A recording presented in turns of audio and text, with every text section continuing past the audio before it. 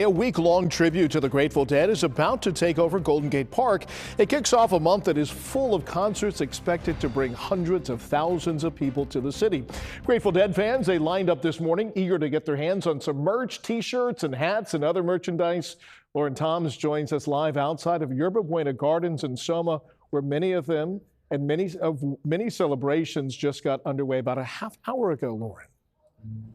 Yeah, hey, Devin. Well, the good vibes are starting as the Deadheads have descended upon San Francisco for this grateful gathering here in Yerba Buena. Now, more than 100,000 Deadheads are expected to attend a three-day Dead and Company concert series in Golden Gate Park this weekend. That just kicks off a historic three-week summer concert series in Golden Gate Park, expected to bring more than 400,000 people to San Francisco. Now, this weekend, the Deadheads will be not only bringing good vibes, but celebrating good memories. The band called the Grateful Dead have announced they will make music in the park. What a long, strange trip it's been. And for Arlen Owensby, that trip leads back to where it all began, in San Francisco. The self-described Deadhead from Seattle has been chasing the vibe since the early days, attending nearly every concert the Grateful Dead and now Dead and Company have played.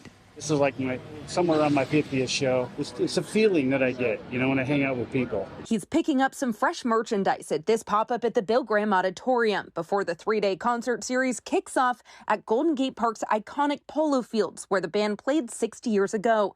And while some fans will be wearing flowers in their hair, Arlen will be passing them out in honor of a love that never fades. And I give roses away in remembrance of my late wife, because we've done many shows together, so I just hand roses out and have a good time. Dead and Company just keeps trucking, starting on August 1st. A full weekend pass starts at $635, a far cry from the few bucks it took to catch the band back in the 60s. But even with steep prices, the Summer of Sound is expected to bring in big-time returns to the tune of an estimated $150 million in economic impact for the city, thanks not only to this series, but also the Outside Lands Music Festival beginning on August 8th, and a one-night show with Zach Bryan and Kings of Leon on August 15th. Visitors from across the region and across the world are coming to our city. For the next month, San Francisco is going to be the music capital of the world. This marks the first time Golden Gate Park has hosted 3 weeks of back-to-back-to-back concerts, transforming the sprawling fields into a world of good vibes and potentially a soft security target.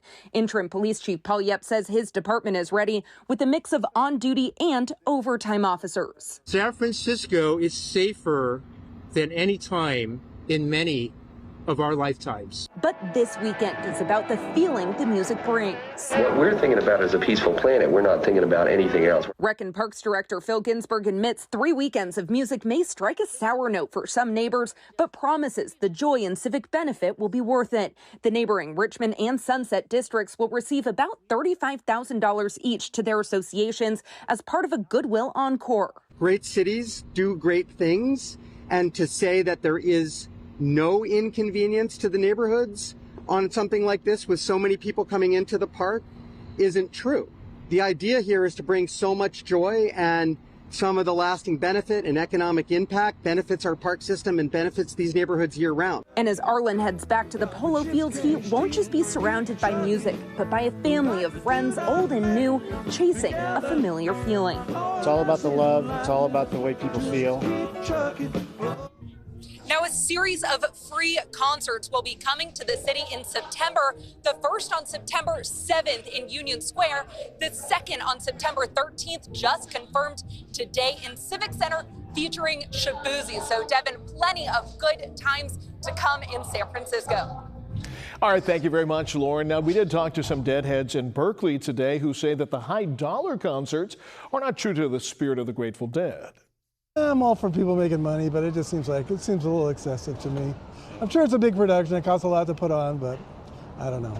Couldn't they have done it for $100? $150 maybe?